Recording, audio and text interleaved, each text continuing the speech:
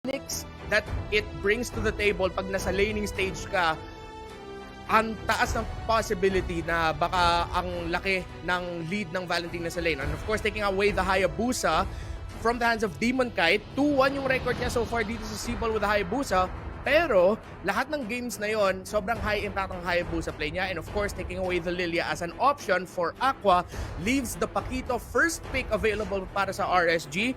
Most likely mapupunta yan sa kamay ni Demon Kite, giving them an early to mid or even early to late high impact jungler. And of course, taking away a possible pick for Wise na nakita na natin. Well, Wise can play a really mean Paquito. But these two picks, these are classic Blacklist.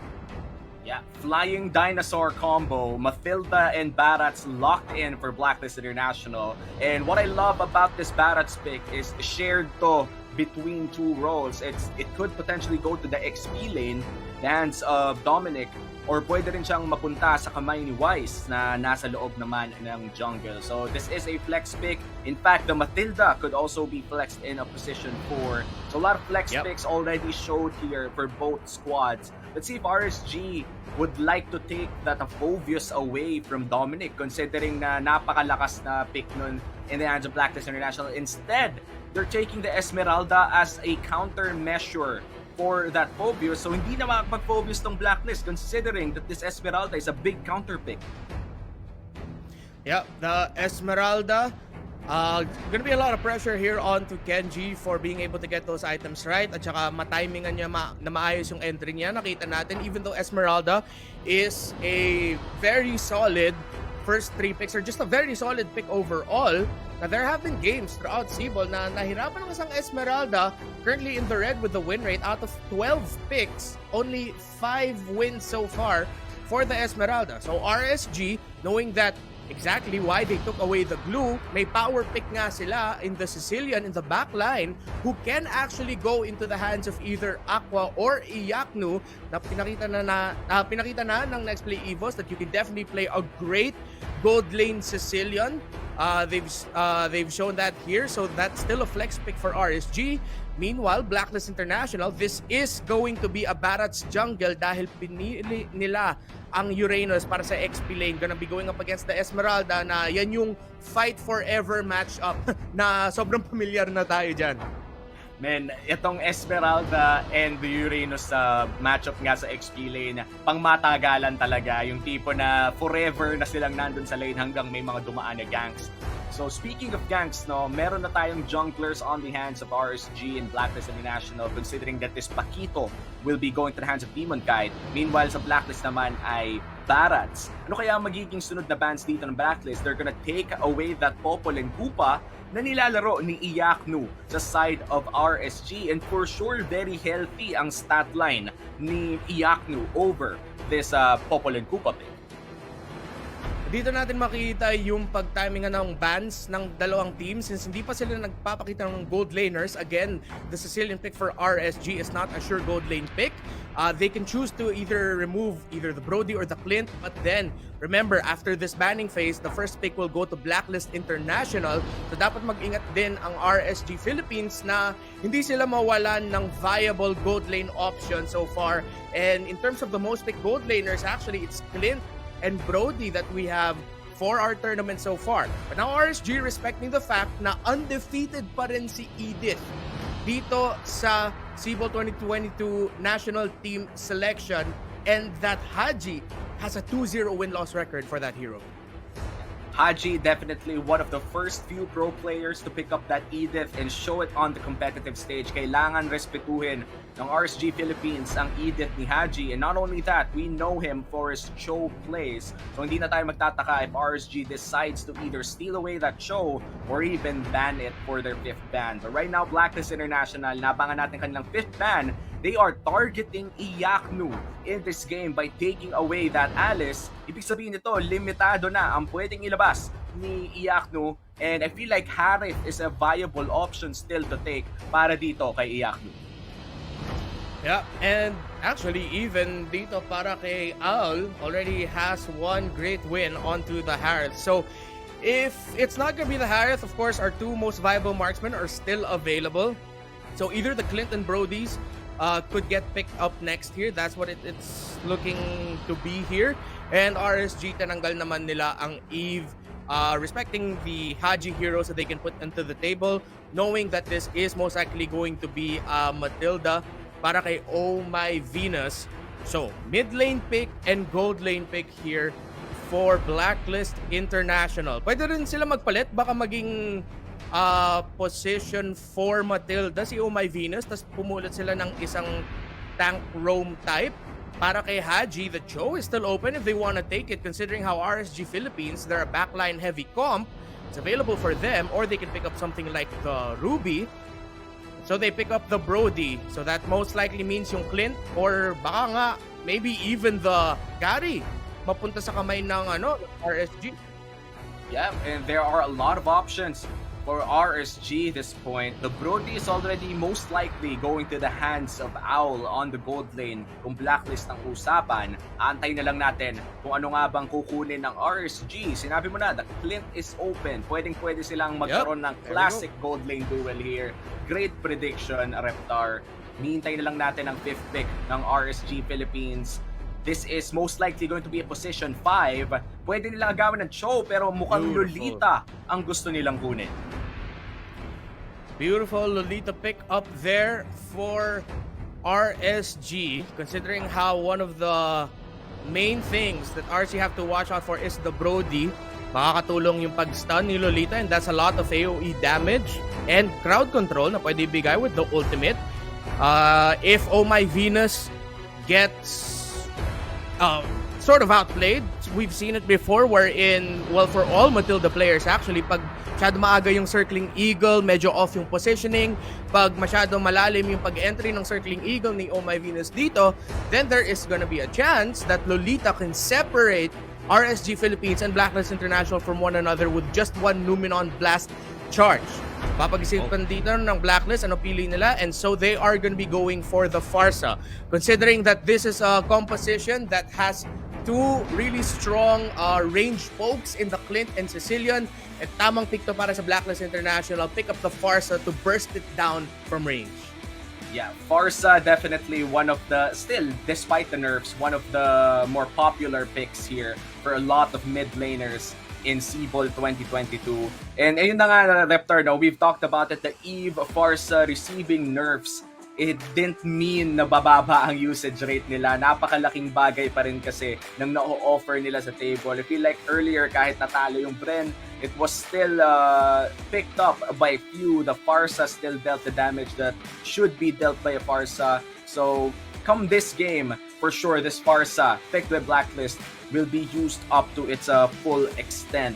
Now, Blacklist versus RSG Philippines. This is the first game of a best-of-5 series. So, para sa mga fans dyan, make sure to share the stream right now habang hindi pa nagsisimula ang ating game number 1. Dahil mahaba-habang series to, panigurado. The top 2 teams currently in SIBOL 2022 National Team Selection powered by Smart about to duke it out. Renmar, considering yung may Sicilian ang RSG Philippines, do you think Blacklist would try to end this early? Yeah, definitely. Well, actually, both teams have a good case of doing everything they can to end it early. If it gets to the point where we're in the late game and it's still pretty even, both teams have a really good case of just being to hold out for a long time. You have a lot of poke and range damage sa side ng RSG, but at the same time, para sa Blacklist International, they have a tanky front line in the Barretts and the Uranus.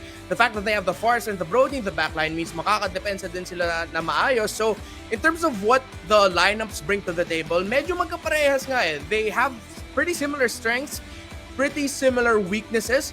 Yung titingnan ko na dito is yung magiging matchup between the Esmeralda and the Uranus, kung paano makakagalaw dito si Kenneth Singson Villa. We know him as Kenji, gold medalist Kenji on that Esmeralda, and of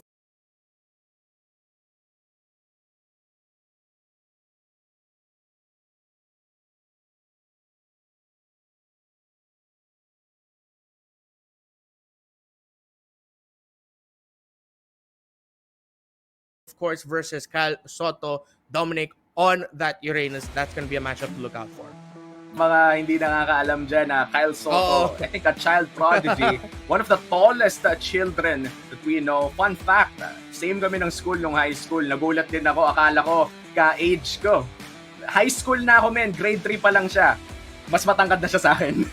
He's a 7 foot right now. So, just a small trivia. Kyle Soto, of course, is Dominic. Ibang Kyle Soto tong nasa SIBOL. Di ba?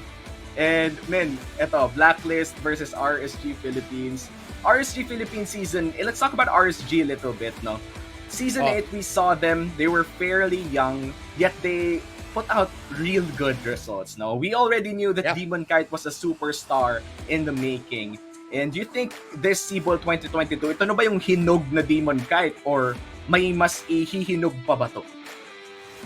Feeling ko nung season 8, parang hinog na talaga si Demon Kite eh. It's just right now, it's refinement. It's turning a diamond into more diamonds or more of a diamond. And if I'm not mistaken, si Coach Bon mismo nagsabi na he has very high praise para kay Demon Kite.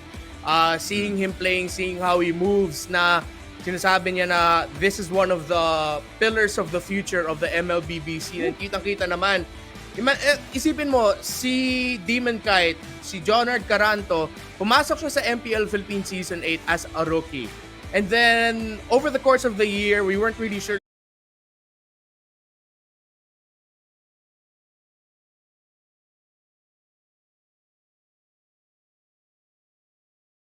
like sino yung shot caller, who was the one mainly calling the shots. And then apparently, right, there's a lot of people, a lot of fans galing sa lahat na iba't ibang teams na kahit hindi sila fan ng RSG, sinasabi nila, Demon Kite is the real deal.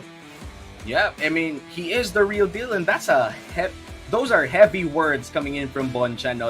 One of the futures of MLBB Philippines, men. That is some big praise na kailangan patunayan ni Demon Kite as we enter the first game between Blacklist International and RSG Philippines. Land of Dawn we go. This is game number 1 of a best of 5. We shouldn't forget about the Barretts of Wise. This is a World Championship winning Barretts. It is the Barretts where in Game 4, was able to start that match off against Onyx Philippines at the World Championship with a 2 versus 1 outplay, leading to him with 2 early kills. So dapat mag-ingat yung RSG Philippines na hindi magbigay sa early kills dito sa Barretts. Pero parehas din yan para sa Blacklist.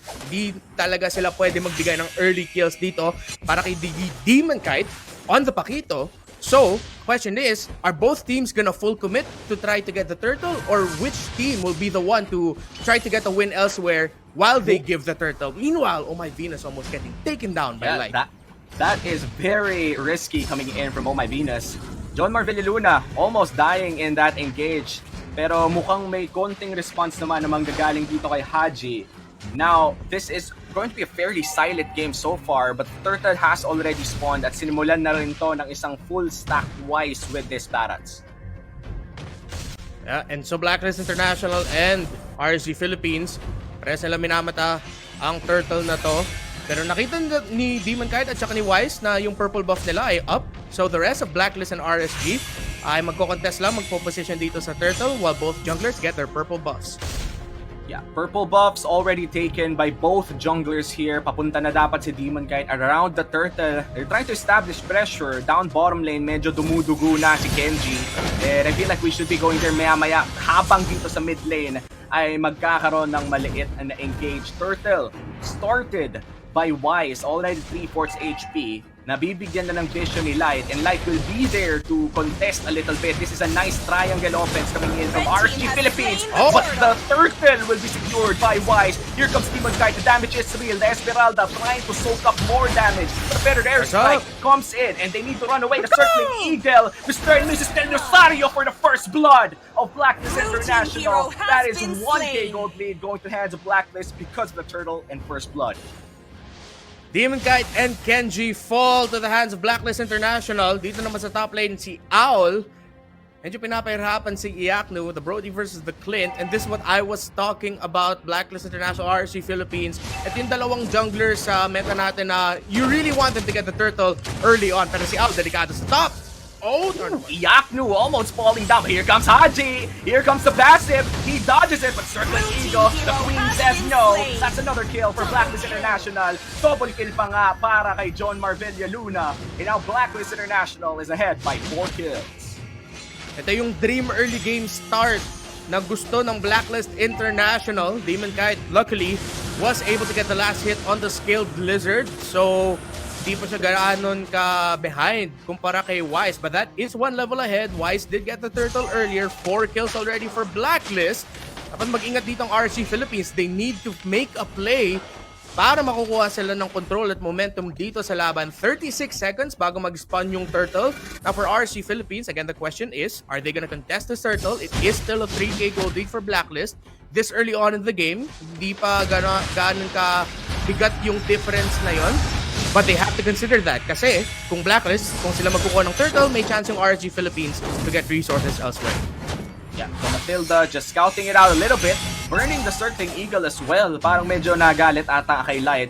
And now they are all rotating towards Mr. Manao's lane here. Yaknu already losing out the first tier turret on the gold lane. Now, Blacklist International, may pressure sila around this turtle area because of that rotation. Beautiful play from Blacklist. Mukhang i-contest dito ng RSG Philippines. Yung turtle, Demon Cat will try to go for the red tree. Yeah, Demon Kite, maghahanap ng angulo. He's gonna go in, pero Wise na makakapag-secure ng turtle. Now RSG, or they are forced to back out. Kenji, tanking a lot of damage, pero healthy pa rin naman. Ang Esmeralda, here comes the torn apart memory. He's still alive. RSG Philippines failed to execute that turtle, pero walang namatay sa kanila.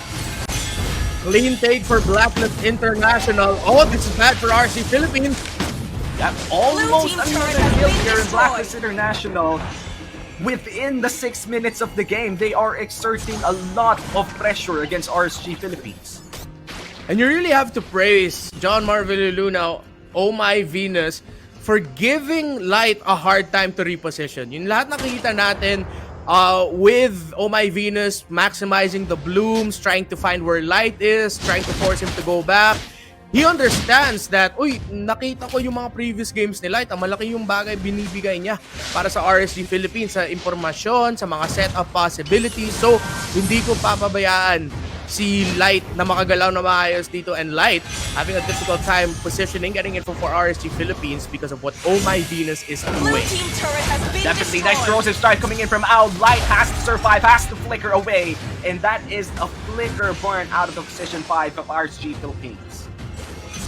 Right now, RSG Philippines should be happy that Aqua does not have any deaths. Pero yung masakit dito, yung mga tore nila, ang bilis na napatumba. Wala na silang first tier towers, meaning that if this is gonna be a late game, it's going to be a very, very late game. Sobrang mahabang laro to give Aqua the space and the time to farm up, but another kill away from the screen. An off-cam kill na manggagaling sa Blacklist International. RSG Philippines yet to find blood in this 7-minute game. Nahihirapan sila makahanap ng kill, but Dominic on the backline out taking a lot of damage coming in from that's Sicilian. And now, this might just be their first kill. Out, flickers out. Makakapag-torn apart memory. Circling Eagle to Mama. And that's Demon Kite falling down once again. Mukhang makakapag-stun sila dito ng isa. The Sicilian still dealing average damage for RSG Philippines. This has got to slow down. Kailangan pabagalin ng RSG Philippines to.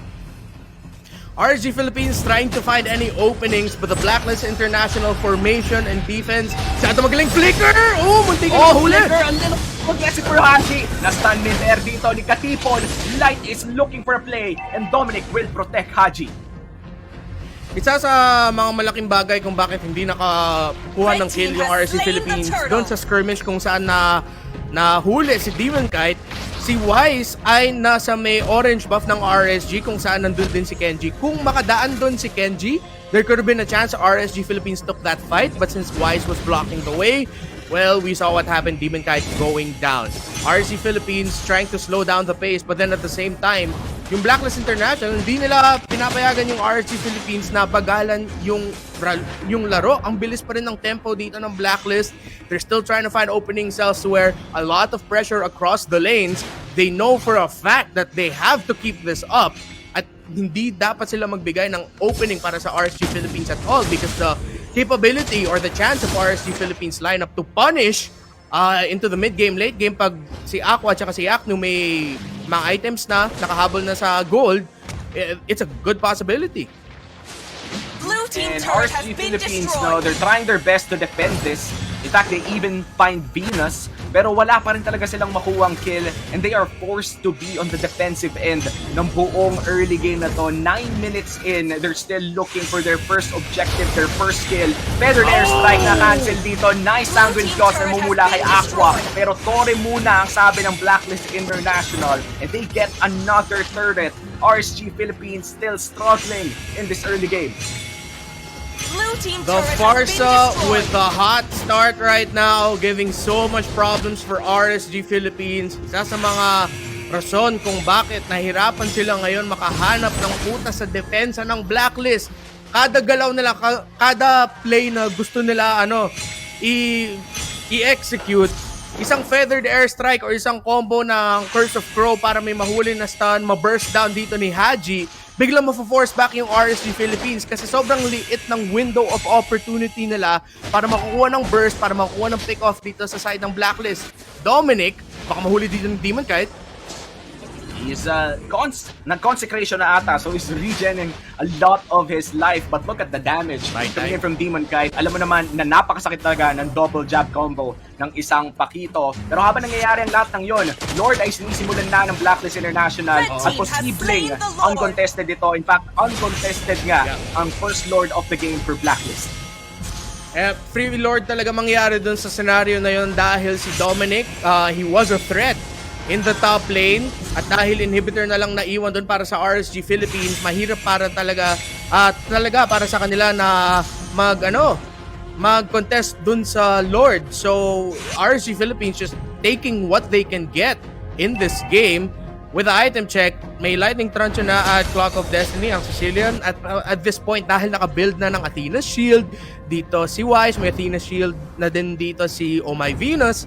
The Sicilian will still need a lot more time. Sobrang taas pa ng lead at ng gold gap between Blacklist and RSG Philippines. Yeah, and speaking of gold gap, no, isang full item ang lamang ng Farsa against the Sicilian, building that Holy Crystal as well. Here comes the Feather Airstrike. Wala pa namang mahanap, pero mukhang pang zone out lang for this Lord push.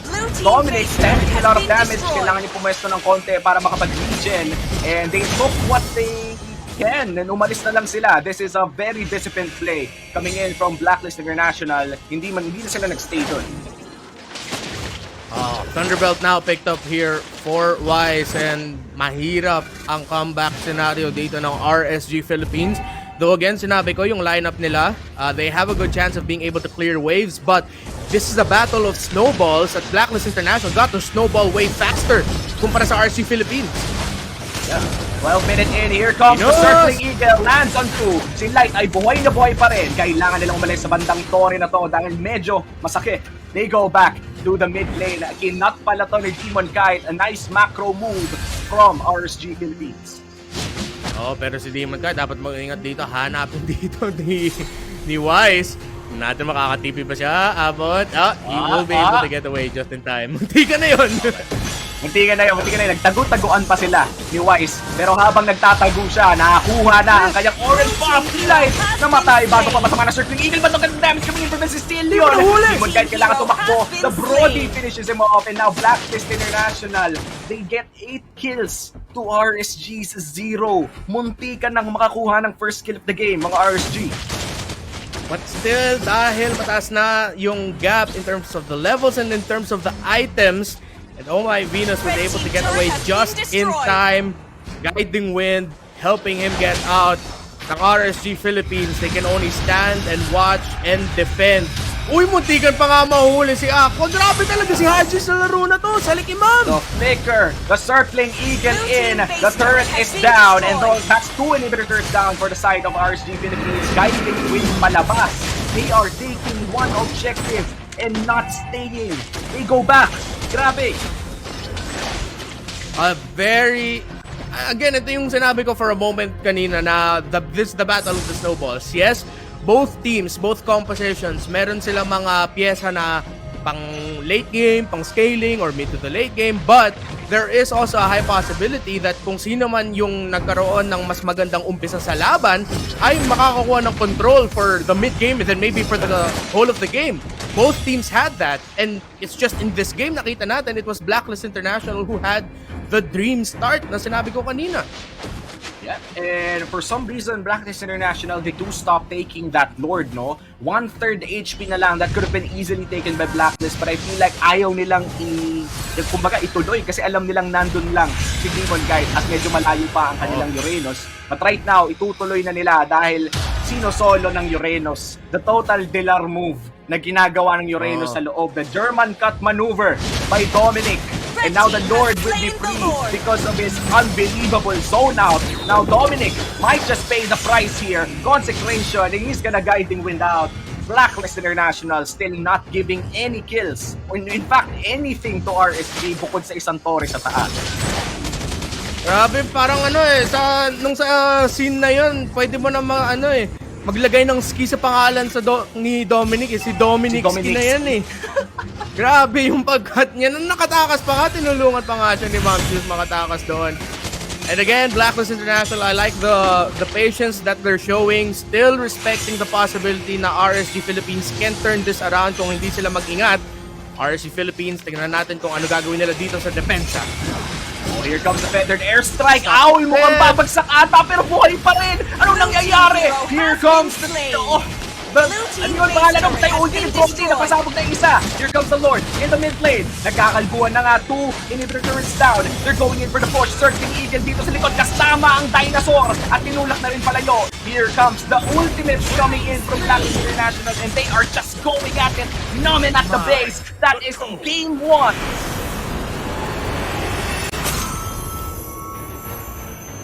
Victory! International! If I'm not mistaken, we go back to the stats.